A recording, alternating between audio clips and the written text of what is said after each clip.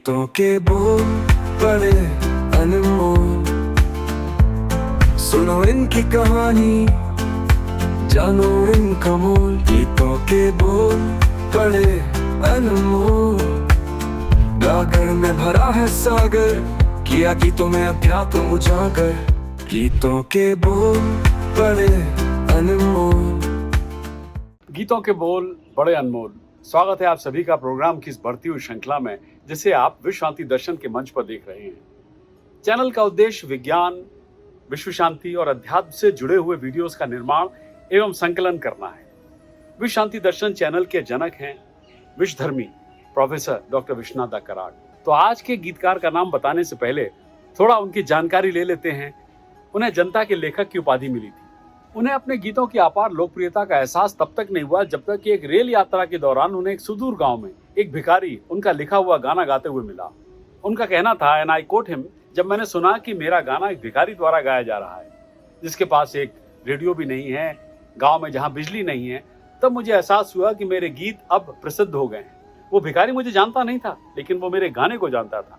लीजिए, तो मैं अब आज के गीतकार का नाम आपको बता ही देता हूँ, आनंद बख्शी, जिनका नाता अविभाजित भारत में रावलपिंडी के एक संपन्न परिवार से था, मगर उन्हें हिंदी सिनेमा में एक लंबे अरसे तक संघर्ष का सामना करना पड़ा। उन्हें पहला ब्रेक 1958 में बनी फिल्म भला आदमी में मिला, जिसमें उन्होंने 4 गाने लिखे। सही माने में उन्हें पहली सफलता मिली 1965 में बनी फिल्म हिमालय की गोद में, जिसमें मनोज कुमार थे। और फिर उसी दौरान शशि कपूर की सुपरहिट फिल्म जब जब फूल खिले आई, और सुनील दत्त की फिल्म जिसमें नूतन भी थी, मिलन।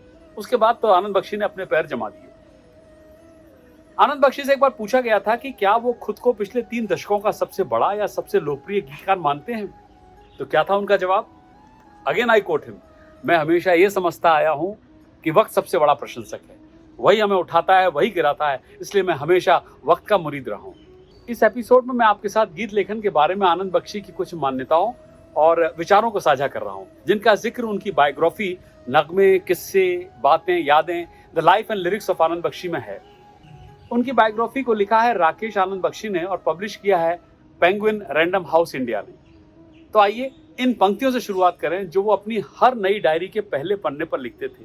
क्या लिखते थे? अगेन आई कोट हिम, मैं दिव्य प्रकाश और शक्ति का प्राणी, ब्रह्मांड द्वारा प्रदान की जाने वाली हर चीज तक मेरी पहुंच है। मैं जब चाहूं पहुंच सकता हूं और जो चाहे ले सकता हूं या कर सकता हूं। और उनके गीत समय की कसौटी पर इसी तरीके से खरे भी उतरे। कैसे? एक समय था जब 50 के दशक के उत्तरार्ध में, जब कुछ कवि जो सफल गीतकार भी थे, आनंद बख्शी को बड़ी हेय दृष्टि से देखते थे।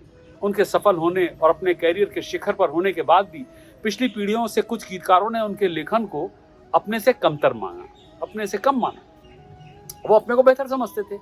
आनंद बख्शी तुकबंदी करता है, वो तो कोई शायर नहीं है। इस तरह की बातों पर बख्शी का हमेशा यही प्रतिक्रिया होती थी कि भाई, मैंने कभी कभी होने का दावा नहीं किया। इसके अलावा ख्याल अपना अपना, पसंद अपनी अपनी। हिंदी फिल्मी गीतों ने भक्ति संगीत, शास्त्रीय संगीत और वेस्टर्न म्यूजिक के बीच की दूरी को पाट दिया था उस दौर में। इसलिए वर्गों में, जनता और राष्ट्रों के बीच सीमाओं को पार करते हुए एक ही गीत विभिन्न समुदाय में खूब पसंद किया जाता था। हालांकि फिल्मी गीत को अभी भी कभी कभी कविता का एक गरीब देहाती चचेरा भाई कहते हैं, ऐसा कुछ कवियों का विचार है। इतना ही नहीं, धार्मिक गीतों और शायरी के प्रतिपादकों ने एक बार फिल्मी गीत को अपवित्र करार कर दिया था। एक गीतकार एक विशेष प्रकार का आदमी नहीं हो सकता है, लेकिन एक गीतकार एक विशेष प्रकार का कवि होता है। उसके साथ काम करने के लिए फिल्म की कहानी एक आवश्यक घटक है, और ये वो कहानी है जिसमें रूपकों, कविता और दर्शन के साथ गीतात्मक चरित्र को भी जाना जाता है। बख्शी से अक्सर उनकी सफलता के स्रोत या रहस्य और उनके कई गानों के पीछे की प्रेरणा के बारे में पूछा जाता था। वास्तव में वो अपने प्रतिस्पर्धियों के साथ, अपने कंपटीटर के साथ रहस्य साझा करने में बिना किसी हिचकिचाहट के कहते थे, क्या कहानी सुनने के साथ ही दिमाग चलता है। और हाँ, रीडर्स डाइजेस्ट पत्रिका ने मुझे प्रेरित किया है। रीडर्स डाइजेस्ट पत्रिका उस दौर की एक मशहूर पत्रिका हुआ करती थी। पत्रिका कई निर्देशकों का कहना था कि किसी गाने पर काम शुरू करने से पहले बख्शी उनसे बार बार पूरी कहानी सुनाने के लिए कहते थे।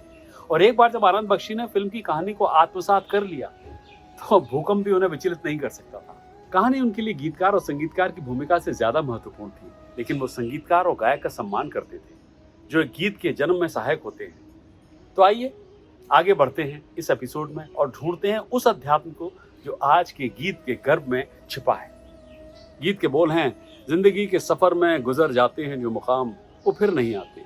चर्चा में भाग ले रहे हैं डॉक्टर सुनील देवधर और मानसी काटदरे। गीत को इस एपिसोड के लिए गाया है ज्ञानेश भंडारकर जी ने, और आप देख रहे हैं गीतों के बोल बड़े अनमोल। गीतों के बोल बड़े अनमोल। नमस्कार, स्वागत है आपका विश्व शांति दर्शन चैनल पर। आप देख रहे हैं गीतों के बोल बड़े अनमोल। किसी भी रिलेशनशिप में सबसे अहम बात क्या होती है? आप सोचेंगे प्यार। आई एग्री, वो तो बहुत ज़रूरी है, लेकिन प्यार से भी ज़्यादा इम्पॉर्टेंट होता है ट्रस्ट। एक हेल्दी रिलेशनशिप का सबसे बड़ा उसूल है ट्रस्ट। हमारा आज का गीत भी इसी विषय पर आधारित है एंड इस गीत पर चर्चा करने हमारे साथ मौजूद हैं डॉक्टर सुनील देवधर जी। नमस्कार सुनील जी। नमस्कार। स्वागत है आपका जी। तो आइए सुनते हैं ये गीत।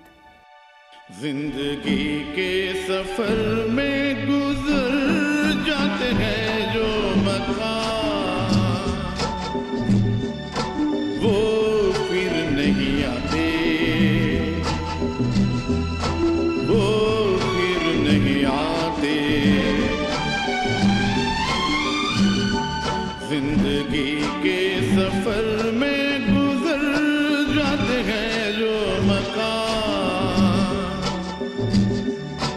वो फिर नहीं आते, वो फिर नहीं आते।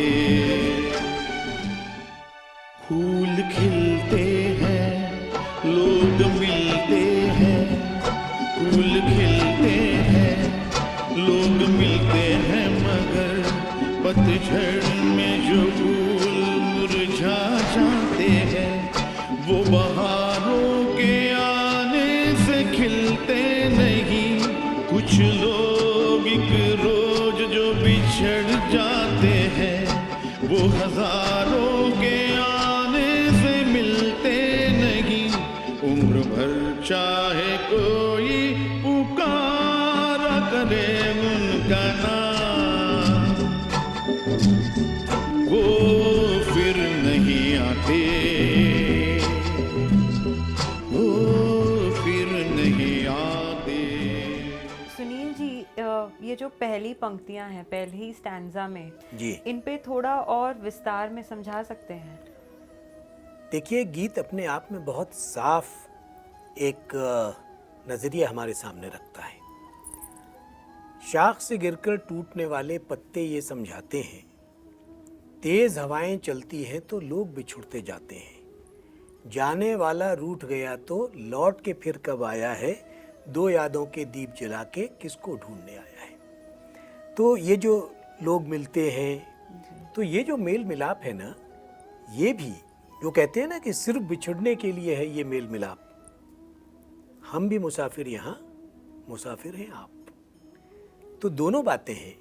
और पारिवारिक संबंधों में जब हम ये देखते हैं तो इस गीत में कई आपको इंस्ट्रक्शंस कहिए कि वो मिलते चले जाएंगे।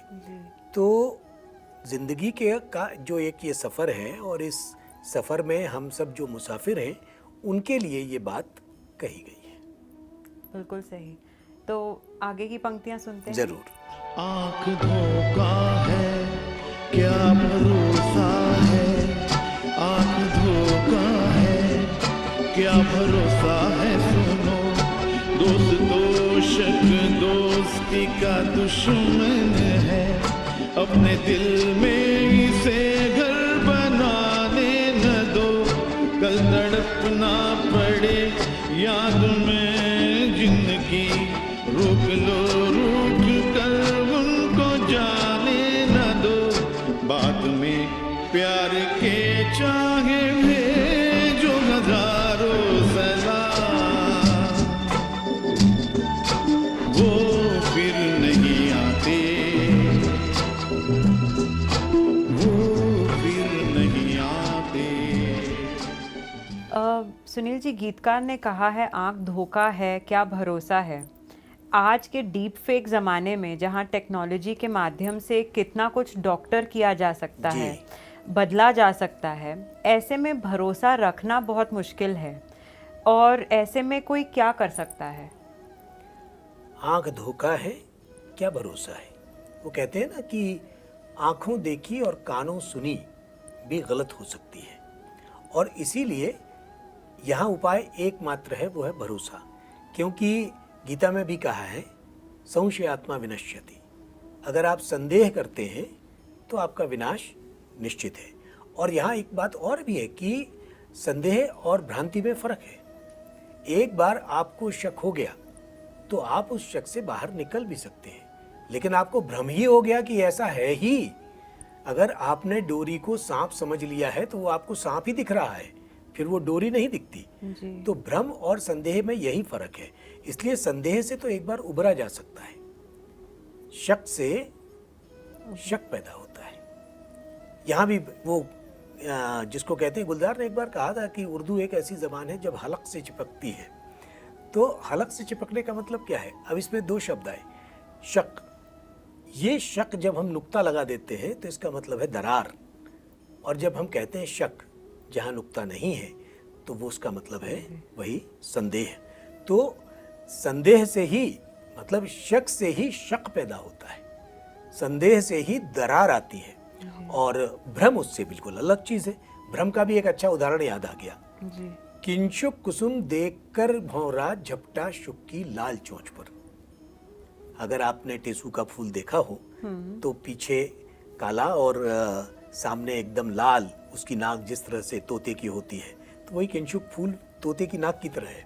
किंशुक कुसुम देखकर भौरा झपटा शुक की लाल चोंच पर, और भौरे ने भी, तोते ने भी चोंच चलाई जामुन का फल उसे समझकर। मतलब दोनों शक के दायरे में नहीं है। पूरा पूरा संदेह और भ्रांतिमान का ये सबसे बढ़िया उदाहरण है कि उनको भ्रम है।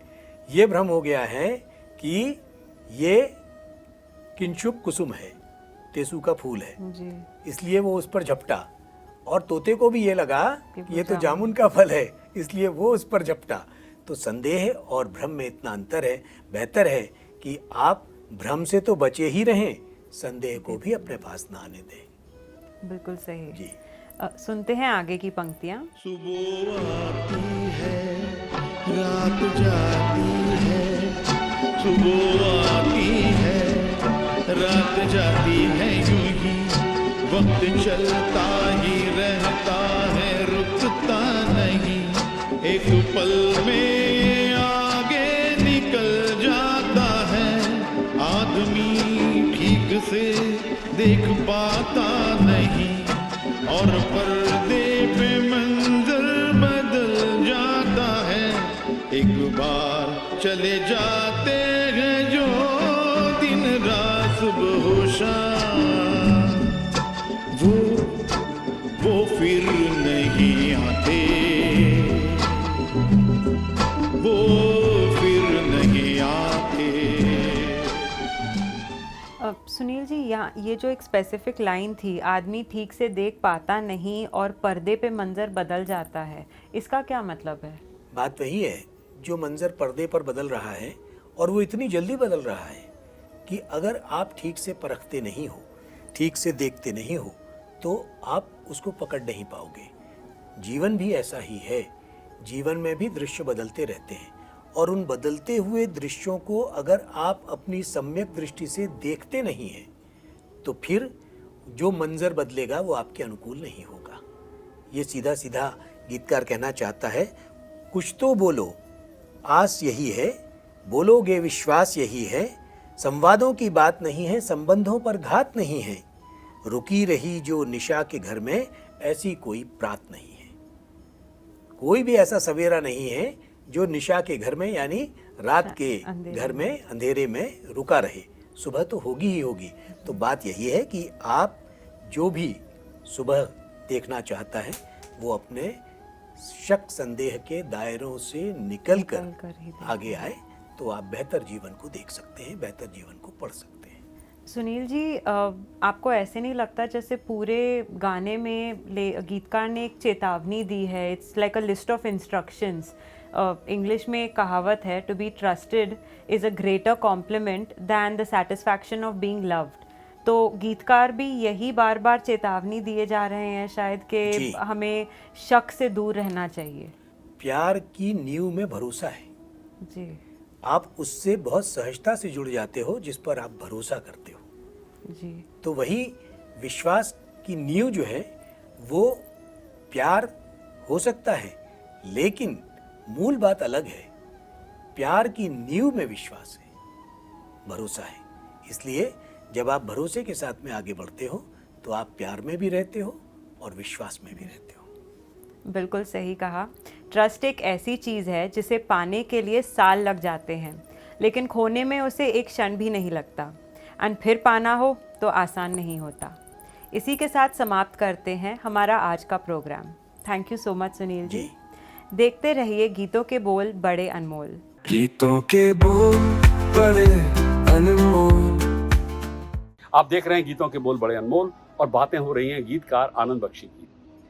अक्सर ये देखा गया है कि पार्श्व गायकों को, प्लेबैक सिंगर्स को बाकियों से ज्यादा महत्व दिया जाता है।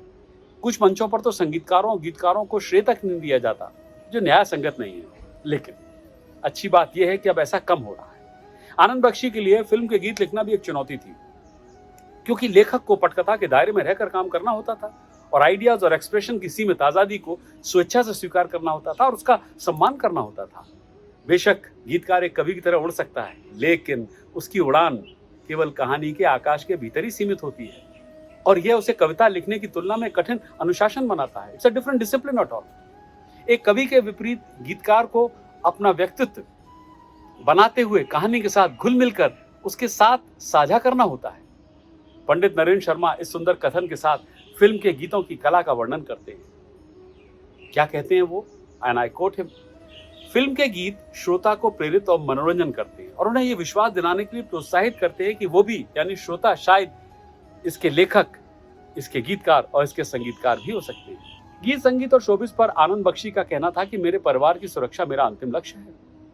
मेरा नए साल का संकल्प हमेशा अपने परिवार को खुश देखना और इस काम से संतुष्ट होना जो मेरे दिल, दिमाग और हाथों का हिस्सा हो।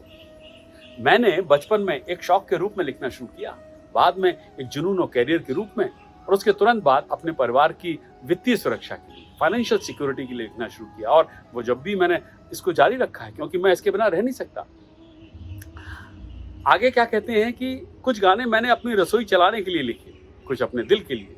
अपने संगीतकारों, फिल्म निर्माताओं और अपने परिवार के लिए अपना सर्वश्रेष्ठ करना मेरा परम कर्तव्य है। आखिरकार मैं एक भाड़े का आदमी हूँ जिसे नौकरी के लिए मेहनताना मिलता है, भुगतान दिया जा रहा है। और आगे क्या लिखते हैं अपनी आत्मकथा में? एक दिन ये शो खत्म हो जाएगा। मेरा अंत, हर प्रकार का अंत, केवल तार्किक है। जैसे मैंने दूसरों को पीछे छोड़ दिया, एक दिन कुछ अन्य लोग मुझसे आगे निकल जाएंगे, अपनी नई या बेहतर शैली से, अपने शब्दों से मेरे प्रशंसकों को चौंका देंगे। काल का ये चक्र यूं ही घूमता रहेगा। अगर मेरे गाने अच्छा प्रदर्शन करते रहे तो मुझे खुशी होगी, यदि वे नहीं करते तो कोई बात नहीं। ये दुनिया का अंत नहीं है, कभी अनंत काल तक कविताएं लिख सकते हैं। लेकिन मैंने, एक गीतकार ने, एक विशेष फिल्म की कहानी और स्थितियों के अनुसार लिखा है। जब कहानी प्रेरणादायक नहीं थी, तब भी मुझे अपने गीतों के माध्यम से और अधिक और बेहतर लिखने के लिए मजबूर होना पड़ा था। मेरे कुछ गानों की लय दिल की धड़कन जैसी लगती है। मैंने अपने दिल की धड़कनों के मीटर के हिसाब से कुछ गाने लिखे हैं। मेरे गाने वैसे ही धड़केंगे जैसे हमारा दिल धड़कता है। मेरे गानों ने मेरे दिल पर भी असर किया है। एक दिन शायद मैं लिख नहीं पाऊंगा या लोगों को मेरी जरूरत नहीं रह जाएगी, लेकिन इससे पहले कि वो मुझे छोड़े, मैं इंडस्ट्री छोड़ दूंगा। जब भी मैं जाऊंगा तो एक विजेता के रूप में जाऊंगा, न कि उपविजेता के रूप में। मैं जूते पहने हुए ही मर जाऊंगा। और फिर फौज में हमें यही सिखाया गया था। मैं बहुत सारी कमियों के साथ यहाँ पहुंचा हूँ। मैं शुरुआत से किसी को नहीं जानता था और मुझे अपने परिवार का कोई समर्थन भी नहीं मिला। हालांकि अब मुझे एहसास हुआ है कि मेरे पास एक बहुत बड़ा फायदा था। क्या? मैं गा सकता था और अपने गीतों के साथ पंजाबी लोक धुनों का सुझाव दे सकता था। दोनों स्वाभाविक रूप से मेरा हिस्सा थे। मैं बचपन से ही दोस्तों के लिए गाता रहा हूँ और अपने छंदों की रचना करता रहा हूँ। मैंने सेना में अपने साथियों के लिए भी ऐसा किया। तब मुझे ये पता नहीं था कि ये सब कुछ मेरे फायदे के लिए है। इसके अलावा ये वो गायन था जो मैं बचपन से कर रहा था, जिससे मुझे किशोरावस्था में कविता लिखने के लिए प्रेरित किया। तो आप जानना चाहेंगे कि मैंने फिल्मी गाने कैसे लिखता हूँ या कैसे लिखे। मैं हमेशा पहले पूरी कहानी सुनता हूँ, कथानक और पात्रों की गहराई से समझता हूँ और फिर आवश्यक गीत की व्यक्तिगत स्थिति को सुनता हूँ और आगे बढ़ता हूँ। मुझे लगता है कि मैं बहुत अच्छा श्रोता हूँ। अच्छी कहानियों में अच्छे गाने मौजूद होते हैं। यह उन्हें परिस्थितियों से बाहर निकालने की बात है। मैं अपने गीतों को पटकथा लेखक और निर्देशक द्वारा मुझे प्रदान की गई स्थितियों से खोलता हूँ। फिर जो कुछ मैंने सुना उस पर मैं संगीत निर्देशक और निर्देशक से चर्चा करता हूँ, कई बार चर्चा करता हूँ, तभी मैं बेहतर गाना लिख पाता हूँ। लिखते समय मैं हमेशा यह चित्रित करता हूँ कि ये गाना स्क्रीन पर कैसे चलेगा। मैं इसकी कल्पना कर सकता हूँ, भले ही मुझे ये पता नहीं कि निर्देशक इसको कैसे शूट करेगा। तो गीतों के बोल की आज की प्रस्तुति को यहीं देते हैं विराम। सब्सक्राइब कीजिए और साझा कीजिए और विश्वास बनाए रखिए विश्व शांति दर्शन में। बोल के बोल बड़े अनमोल, सुनो इनकी कहानी जनन का मोल। हमारे साथ के चलते जैसे साया है, गीतों में छुपा जीवन यही सच्चा काया है।